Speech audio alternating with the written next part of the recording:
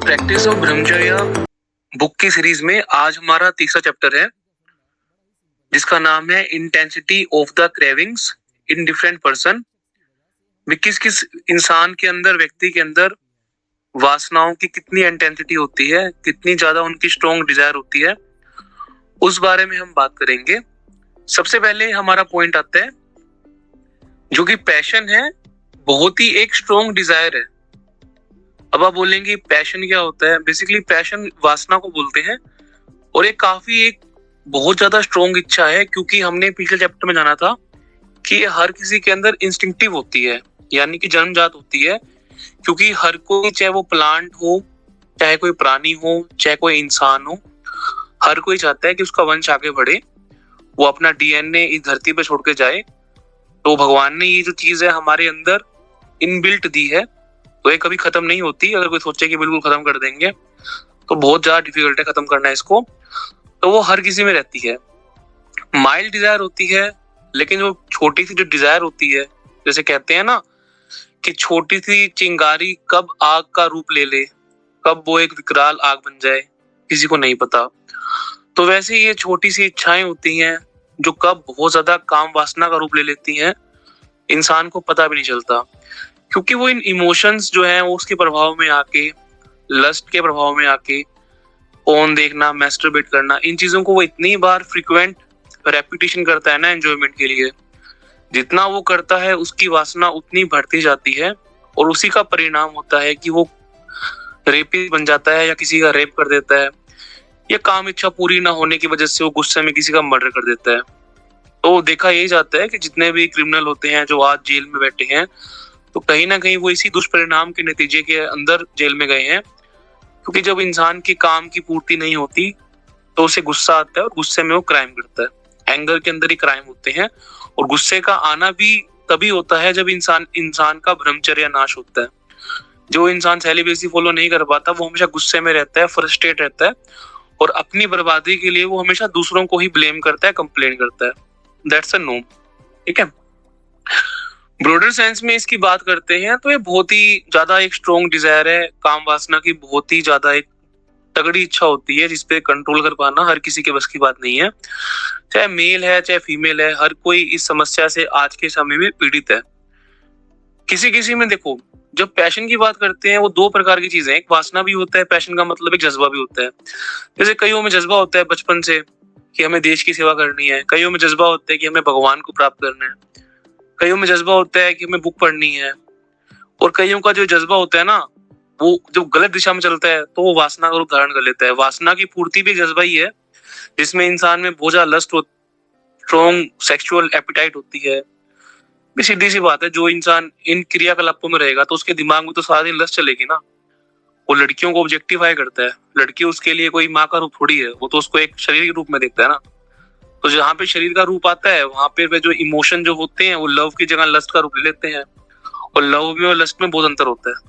प्यार करना और एक लस्टफुल देखना दो अलग अलग चीजें हैं, लड़कियां जा जानती हैं वो नजरें क्या है, प्यार वाली नजरें हैं, लस्ट वाली हैं। उसके बाद अगला पॉइंट हमारा आता है कि फिर वही इंसान अपने फिजिकल क्रेविंग करता है सेक्सुअल की, और कार्नल ग्रेटिफिकेशन के पीछे पागल हो जाता है। कार्नल ग्रेटिफिकेशन का मतलब यही होता है कि सेक्स की डिजायर, वो बॉडीली एपिटाइट को अपना पूरा करना चाहता है, और जितनी भी सेक्सुअल एक्ट होती हैं वो बार बार उनको रिपीट करता है। जितना उसको रिपीट करता है उसकी जो इच्छाएं होती है उतनी ही वो स्ट्रॉन्ग हो जाती है। देखो ये चीज तुमने देखी होगी ना कि शुरुआत में तुम जो चीज वंस इन अ वीक करते थे, आज वो चीज तुम फ्रिक्वेंटली कर रहे हो। जो चीजें तुम वंस इन अ वीक कर रहे थे, आज वो सब चीजें तुम फ्रिक्वेंटली कर रहे हो। ऐसा क्यों हो रहा है तुम्हारे साथ में? ऐसा इसलिए हो रहा है ना क्योंकि शुरुआत में तुमने वो चीज अपने स्ट्रेस को दूर करने के लिए रखी थी कि ये मैं करूंगा। तुमने तो देखा है ना, ओ माय गॉड जैसे मूवीज होती हैं, इनमें इन चीजों को, या फिर जो कोटा फैक्ट्री का जो सीजन 2 आया था, 2 था या 1 था शायद, उसमें ना इन चीजों को नॉर्मलाइज करने की कोशिश ही गई है। देखो हमारे समाज में क्या होता है, जो चीजें अब नॉर्मल होती है ना, तो हमारा जो समाज है ना, जो हमारा इलाइट समाज है, उन चीजों को ना, अब नॉर्मल चीजों को नॉर्मल करने में लगा हुआ है। जैसे कि तुम देखो गे कल्चर को, लेस्बियन कल्चर को, या फिर जो ये सेक्स सर्जरी वगैरह जो आजकल हो रही है, जो कि कंप्लीटली अप्राकृतिक है। किसी लड़के का लड़की बन जाना या किसी लड़की का लड़का बन जाना प्रकृति के नियमों के खिलाफ है। कि भाई सीधी सी बात है ना, आदमी औरत शादी करेंगे आपस में, ये कौन सी प्रकृति है कि आदमी आदमी शादी कर रहे हैं? ये तुमने एनिमल में होता देखा है कि एक कुत्ता कुत्ते के साथ में सेक्स कर रहा है? ऐसा नहीं होता ना, कि वो नेचर के अगेंस्ट है। लेकिन जो इलाइट क्लास है, जिनके अपने शौक शौकीन चीजें हैं, वो इन चीजों को नॉर्मलाइज करने में लगे हुए हैं। मूवी के माध्यम से फालतू की बकवास दिखा के वो दिखाते हैं कि ये बहुत ही नॉर्मल चीजें हैं। भाई एक चीज का ध्यान रखना, जो इंसान शराब ओकेशनली पीता है ना, उसी के चांसेस होते हैं शराबी बनने के। तो जो तुम ये मैस्टरबेट या पोर्न देख रहे हो ना occasionally, once in a week या 15-20 दिन में अपने स्ट्रेस को दूर करने के लिए, तो कब वो तुम्हारे दिन की डेली की काम बनेगा ना, तुम्हें पता भी नहीं चलेगा। Even I got so many experiences from other people. ऐसे ऐसे इंसान भी मेरे पास आए हैं जो दिन में 5-5 बार कर रहे हैं। एक लड़का तो ऐसा आया था जो दिन में 13 बार कर रहा था। तो उनकी जो शरीर की हालत है, उनके जो दिमाग की हालत है, वो वही लोग जानते हैं जो इसके विक्टिम होते हैं।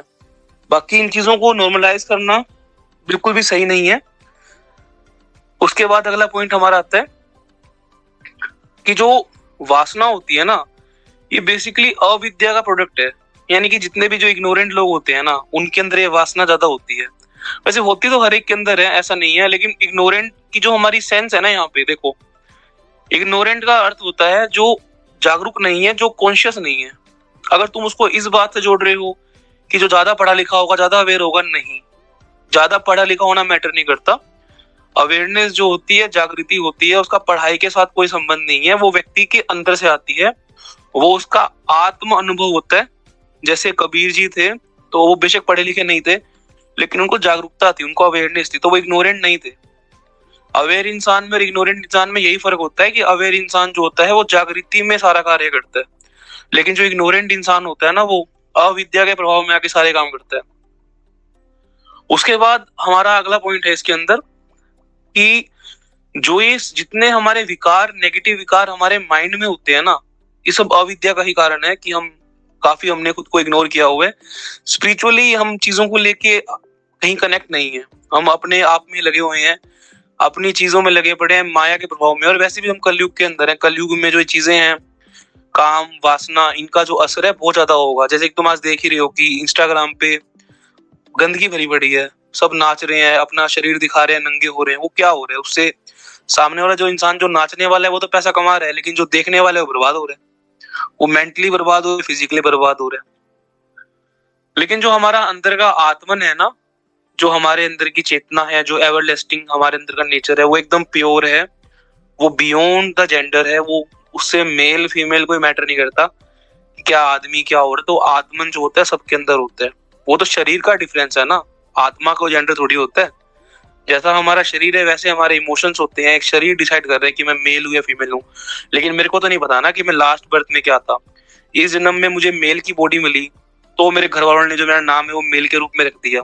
लेकिन मैंने ऐसा भी देखा है कि कुछ लोगों के साथ मेरी बात हुई है, मतलब एक लड़का था, उसका ये था कि वो ना 4 बहनों का एक भाई था, उसके पापा नहीं थे, ठीक है। तो बचपन से ही वो ना बहनों के बीच में रहा। उसका बचपन से लेके उसके 20 साल तक की एज उसकी बहनों के बीच में उसकी मम्मी के साथ रही, और ज्यादा मेल के साथ में ना उसका इतना इंटरेक्ट नहीं हो पा रहा था। जो घर में फीमेल रहेंगे तो उसकी जो आवाज थी, उसकी जो बोलचाल थी, हाव भाव थे, वो औरतों जैसा होना स्टार्ट हो गया लड़का वो। और उसने मुझे खुद बताया कि मेरे को मेल को लेकर अट्रैक्शन है। तो मेरे को एक नया फिनोमिना समझ में आया कि मतलब जिसके साथ भी हम घूम रहे हैं ना, तो उनका हमारे ऊपर प्रभाव पड़ता है, बहुत प्रभाव पड़ता है। हमारी जो संगति होती है, अगर हम फीमेल के साथ ही घूम रहे हैं ना, तो ना चाहते हुए भी हमारे अंदर वो क्वालिटीज हम एक्वायर कर लेंगे। जैसी संगत होती है वैसी रंगत होती है। लेकिन बचपन से ही उसने सिर्फ फेमिनाइन चीजें देखी, तो उसका मैस्कुलिन की तरफ अट्रैक्शन होना स्टार्ट हो गया, इवन वो मेल था फिर भी। तो ये भी काफी अलग किस्म का फिनोमिना है जो बायसेक्सुअल में देखा जाता है। जो बायसेक्सुअल होते हैं उनका यही तो होता है, चाहे वो मेल होते हैं तो मेल के साथ भी उनको अट्रैक्शन होती है, फीमेल के साथ भी होती है। सेम अप्लाई ऑन गर्ल्स, उनमें भी बायसेक्सुअल होता है कि दोनों जेंडर को लेकर उनको बराबर अट्रैक्शन होती है। तो वो एक अलग फिनोमिना है, उसको भी हम टच नहीं करेंगे। उसके बाद अगले पॉइंट पे बात करते हैं।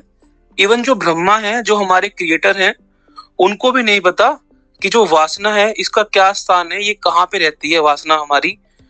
इवन भगवत गीता के अंदर मेंशन किया गया है हमारी जो सेंसेस के बारे में, हमारे माइंड के बारे में, हमारी बुद्धि के बारे में। ऐसा बोला जाता है कि जो हमारी सेंसेस है, हमारा जो माइंड है, हमारी जो बुद्धि है, यही सीट होती है वासना की, जहाँ कहीं वासना छुपी होती है इन्हीं के अंदर। लेकिन कंफर्म तौर पे कोई नहीं कह सकता। Every cell, every atom, every molecule, every electron is surcharged with passion. भी हर जो चीजें हैं उनके अंदर इच्छाएं तो है हमारे साथ में। इच्छा तो खत्म किसी की नहीं हो सकती ना, इच्छा का खत्म होना ही मृत्यु होता है। तो वासना एक्चुअल में कहाँ छुपी है ये कोई नहीं जानता।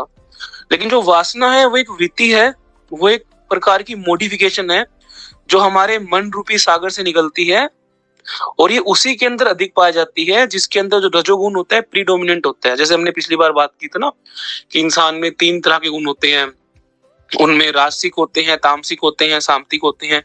तो ये राजसिक है रजोगुण।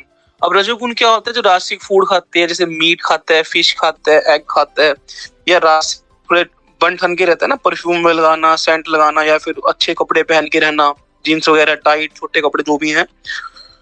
नोवेल रीडिंग करना, जो कि फिक्शनल नोवेल वगैरह होते हैं आशिकी वाले। उसके अलावा सिनेमा देखना और गंदी बातें करना, टॉक ऑन सेंसुअल थिंग्स, या लड़कियों से फ्लर्ट वगैरह करना, बुरी संगत में रहना, शराब पीना, या किसी प्रकार का नशा करना, या तंबाकू वगैरह खाना। ये सब चीजें जो है एक इंसान के अंदर वासना को जागृत करती है।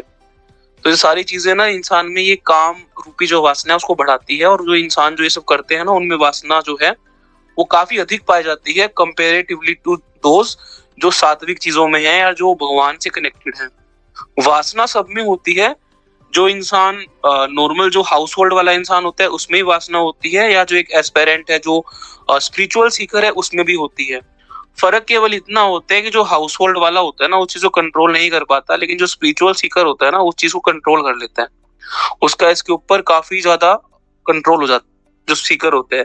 इसलिए होता है ना क्योंकि वो वासना को देख पाता है, समझ पाता है कि मेरे मन में गलत विचार आ रहे हैं, वो मेरा एक नेचर है। अगर आप एक मेल हो और एक आप अगर हेल्थी मेल हो, आपके अंदर टेस्टोस्टेरोन अच्छा है, तो ऑब्वियस सी बात है आपको फीमेल को लेकर अट्रैक्शन होगी।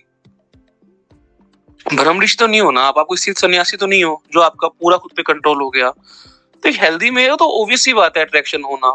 पर वो अट्रैक्शन होने में एक्शन तो हमारे हाथ में है ना, हमारा खुद पे कंट्रोल है कि हमें क्या आगे करना है क्या नहीं करना। क्योंकि जो हम आगे चॉइसेस लेंगे उसी के द्वारा तो हमारी आगे की डेस्टिनी निर्धारित होगी ना। एट द एंड तो हमारे पास चॉइसेस ही हैं। कोई इंसान आज कैसा भी है उसके पास चॉइस है ना। इंसान के पास बर्बादी चुनने की भी चॉइस है, आबादी चुनने की भी चॉइस है।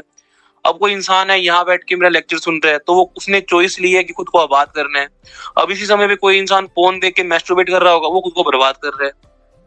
किस्मत जैसा क्या है मुझे बताओ, किस्मत है क्या एक्चुअल में? जो तुम किस्मत किस्मत बोलते हो, किस्मत भाई तुम्हारे चुनावों का ही तो परिणाम है। जो चीजें तुमने करी है वही तो तुम्हारी किस्मत बना रही है। अब एक इंसान है वो दूसरे इंसान को इंसल्ट कर रहा है या फिर गालियां दे रहा है, तो उसने अपना भाग्य खुद चुन लिया ना बर्बादी का। इसमें सामने वाले इंसान की तो कोई मिस्टेक ही नहीं है। अगर आप किसी के साथ जाके बदतमीजी कर रहे हो या कुछ भी कर रहे हो तो अपना भाग्य खुद चुन रहे हो आप, आपका रिश्ता खराब हो जाएगा। या अभी मैं जाऊं, अभी बैठ के मैं तुम्हें पढ़ा रहा हूँ, ठीक है, अगर मैं जाके किसी का मर्डर कर देता हूँ तो मेरा भाग्य बन गया, जेल में जाऊंगा मैं और वहां सजा काटनी पड़ेगी मेरे को। उसमें चीजें जो है ना वापस थोड़ी आती हैं। मुंह से निकला हुआ जो शब्द होता है या जो शब्द जो बाण होते हैं, जो हम जो बाण छोड़ते हैं तीर कमान से, वापस नहीं लौटते कभी वो। तो हमें अपने आप को इतना जागरूक रखना पड़ेगा, इतना अवेयर रखना पड़ेगा कि we should know each and everything कि क्या हो रहा है हमारे साथ में। ऐसा नहीं है कि फोन चल पड़ी, तुम में अर्जीज आ गई, तुमने मोबाइल खोल लिया। अरे भाई तुम्हारा खुद पे कंट्रोल होना चाहिए ना। You should have a self control on your self कि मुझे क्या करना है क्या नहीं करना।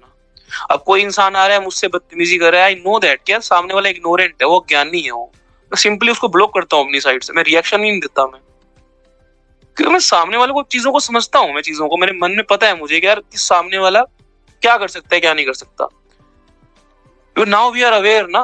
लेकिन अगर आज से 1 साल पहले का मोहित होता, वो क्या करता, वो गालियां देता, वो जवाब देता, सामने वाले को समझाता। It doesn't make any sense. जो इंसान अपना भाग्य चुन रहा है, अगर मेरे सामने कोई इंसान जो है कोई नशा कर रहा है तो उसको समझाने का कोई फायदा नहीं है। और नशा इंसान खुद ही छोड़ सकता है, मेरे समझाने से नहीं छोड़ेगा वो, क्योंकि वो उसने अपनी किस्मत खुद चुनी है। और जो हमारी किस्मत होती है उसका उसका जो हमारे कर्मों का हमारी किस्मत पे बहुत प्रभाव पड़ता है। जैसे मान लो मैं एक काम कर रहा हूँ, कोई लेक्चर रिकॉर्डिंग कर रहा हूँ या कोई भी ज्ञान बांट रहा हूँ मैं, तो ज्ञान का जो दान होता है सर्वोत्तम दान होता है। इससे बड़ा कोई दान ही नहीं है। तो ये मेरे भाग्य, ये मेरा रच रहा है, ये मेरे जो कर्माज उनको पॉजिटिव कर रहा है कि जो चीजें हैं वो किसी को अवेयर कर रही है, किसी को एनलाइटन कर रही है। That is also a choice.